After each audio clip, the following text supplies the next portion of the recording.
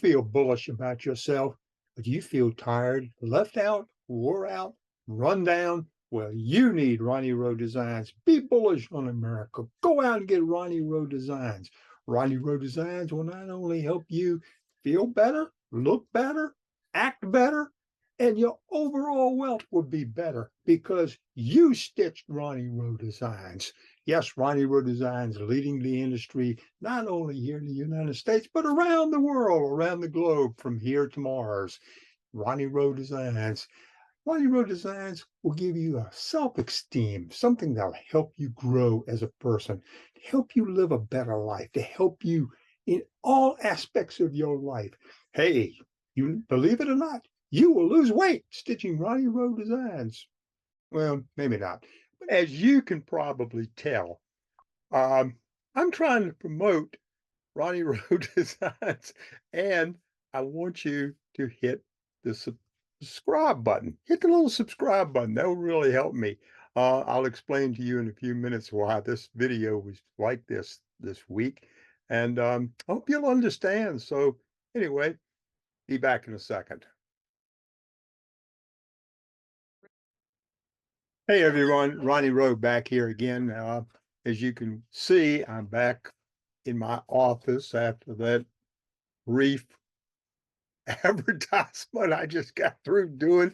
I thought it'd be fun to do instead of just sitting here looking at you and say, hey, hit the little subscribe button. I thought that was a way to bring it out. But anyway, hey, I had a good time doing it. I hope you enjoyed it. It's kind of silly, I know.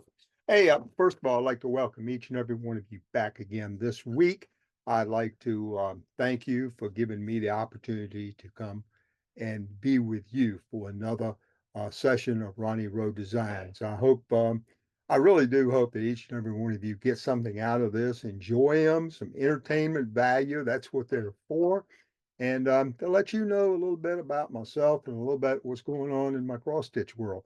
So that's what we talk about on a bi-weekly every 3 weeks. I got my teleprompter with me today, so I'll know a little bit of uh, where I'm supposed to go to. Um, anyway, this week, what we're going to talk about before we get into Red Door, I'm going to talk about sizing of designs. And by that, I mean, I got a note from a lady this week and wanted to know why my designs were small. They were large designs, but the symbols were small. Well, there's a lot of reasons for that. One is something that I've always done and been used to doing. I've tried to improve that over the years.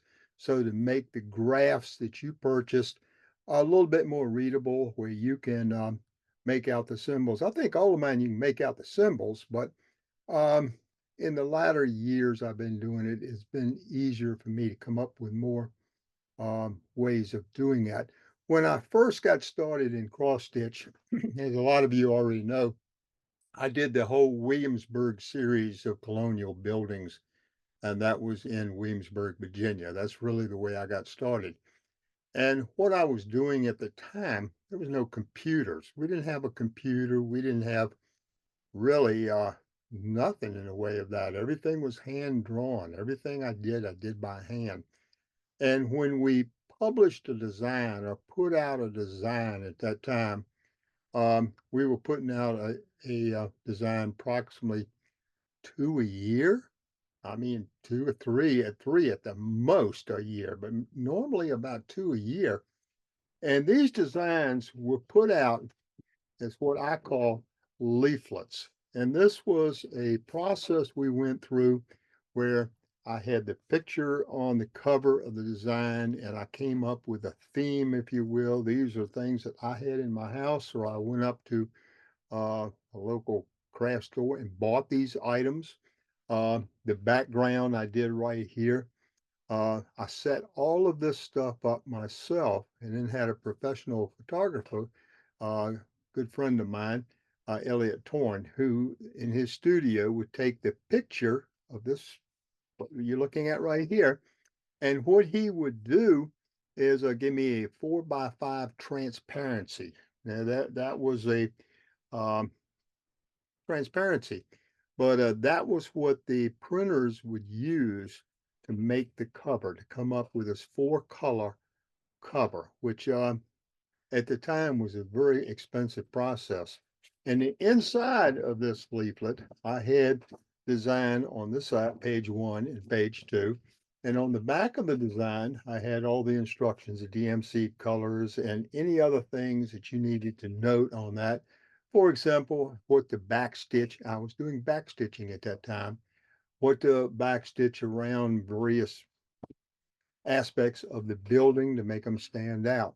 So, but anyway, the graph that people were following, and I assume what they're talking about was this, which was it was legible, but the symbols on this was not big. It was harder to read than what you normally would see put out today.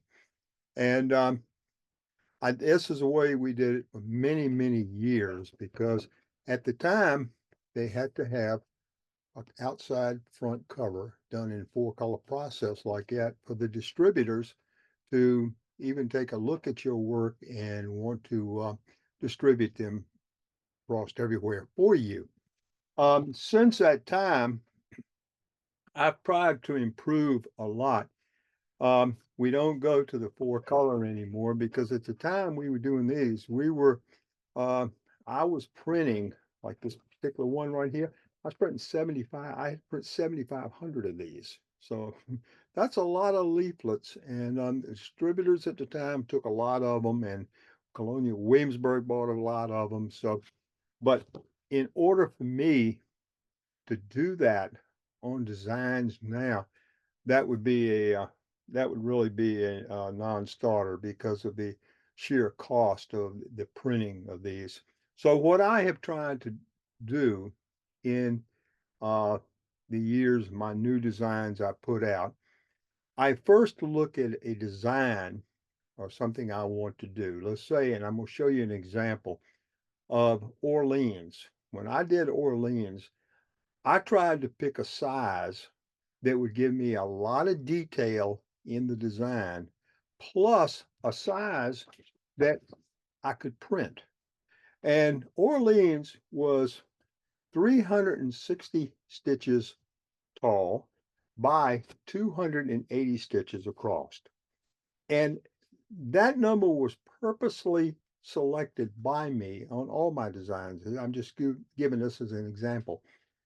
I purposely select those size because the 360, what could go into 360? Well, 4 nines is 36.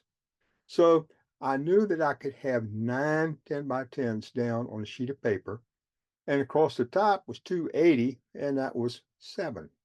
4 sevens is 280. So I purposely look at the size of a design I want to do, keeping in mind that I'm going to have to produce this to send to distributors and SD and websites and all of that for people to purchase. What I did with Orleans, which I'm going to go to a screen right now and see if I can share this with you. And I know you can see this right now. This is a typical uh, keynote presentation I put together of Orleans. And you can see that the 280 would be 7 across the top and 9 360 down the bottom. And I do these for each sheet, 2, 3, 4, so forth and so on. And on Orleans, I got down to 17 sheets. And the 17 sheets would be the 280 by the 360.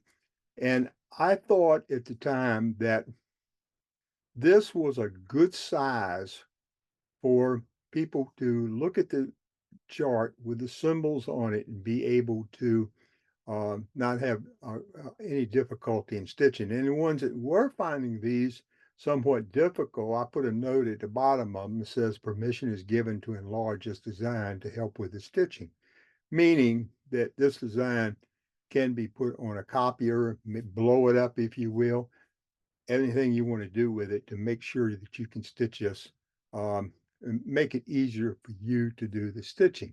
So anyway, that's the whole thing with the sizing of the graphs that I put out. Now I know that Jules and a lot of other people, I don't know how many other people, they use um, Pattern Keeper. My designs aren't compatible with Pattern Keeper because of the way I develop the designs.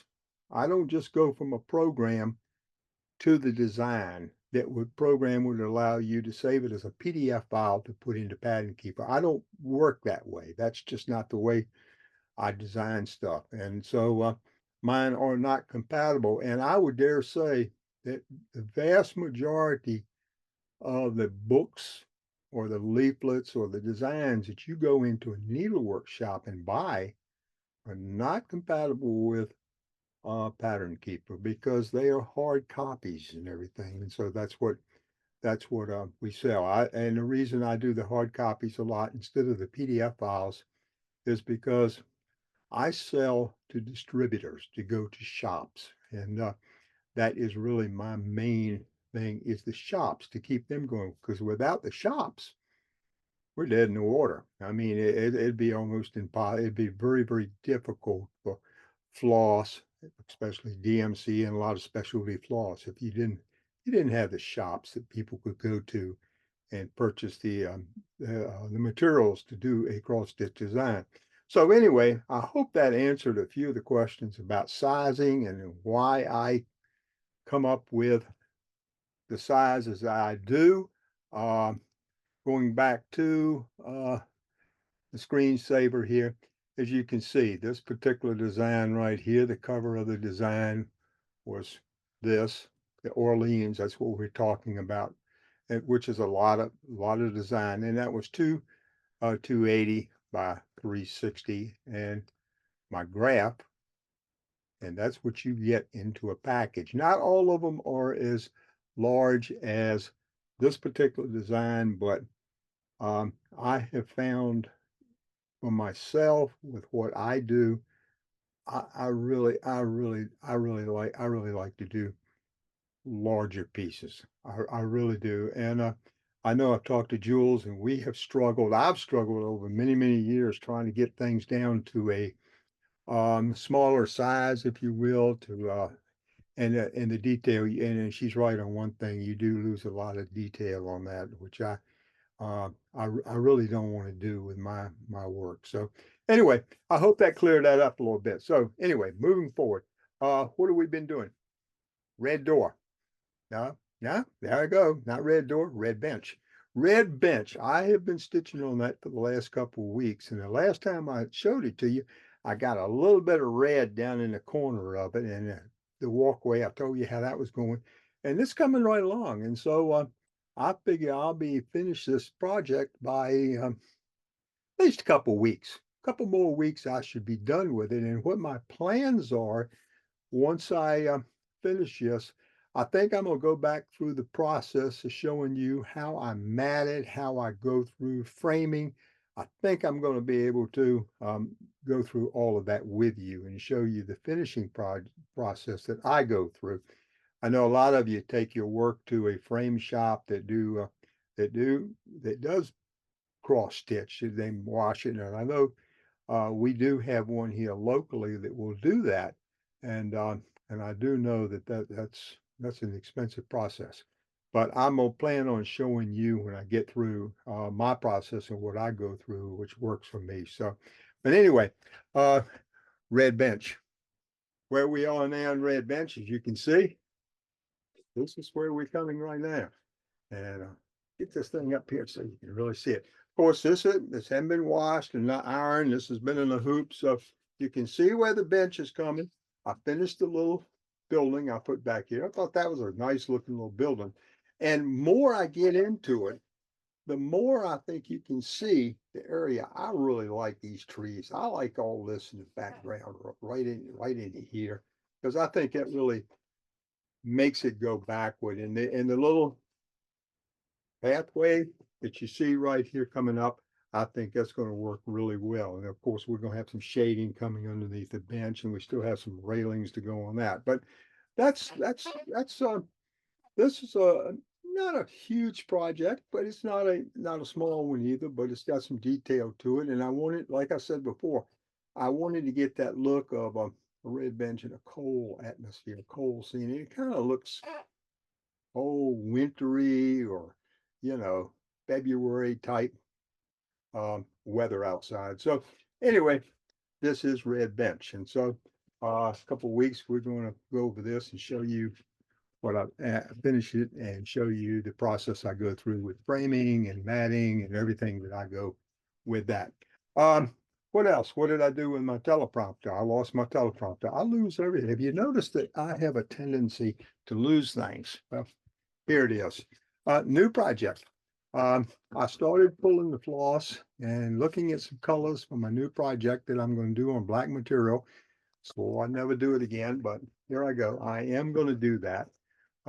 Think it's going to look good. And what I'm going to do is when I'm stitching this thing, I'm going to show you along where I'm going and see if you can tell me what it is.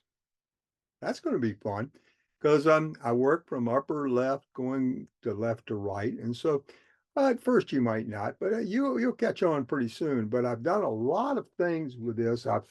I've taken the main object in this and I've blown the back of it out. And so it really looks cool. Kind of like I did on, if you remember the guitar, the Nashville guitar, where I took the guitar and the back of it, I kind of just like it exploded out into space and everything. And I thought that was pretty cool. So um, another thing I'm looking at that I want to do.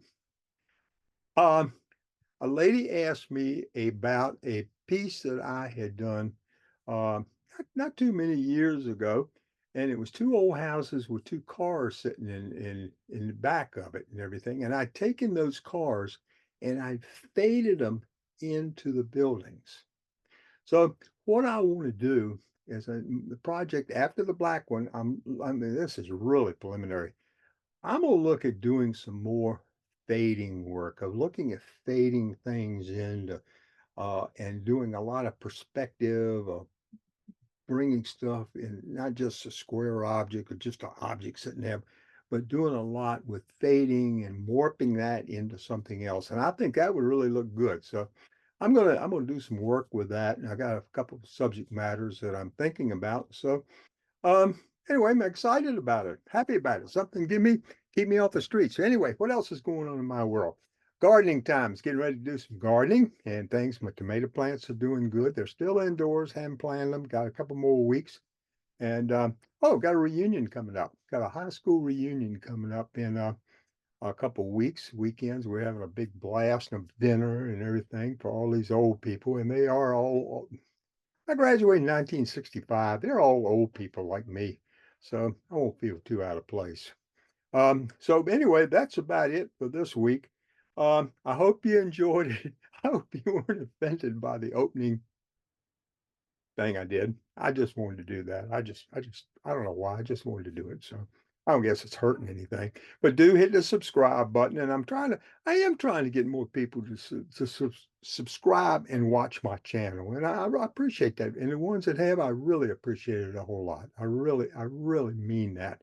So anyway, until next time, what I tell you every time we get together, I want you to get outside. I want you to get some exercise. Don't sit in the house with a needle and thread and stitch and do all that all the time. Get outside, walk around the block, go to a local health club, do something. Low impact aerobics is fantastic for people. Get out and get moving. The weather is starting to turn nice, and so I'm hoping that you'll all do that. And the number one thing I want you to do until I see you next time, I want you to be safe. Goodbye. Hope to see you soon. Come back and see me. Bye bye.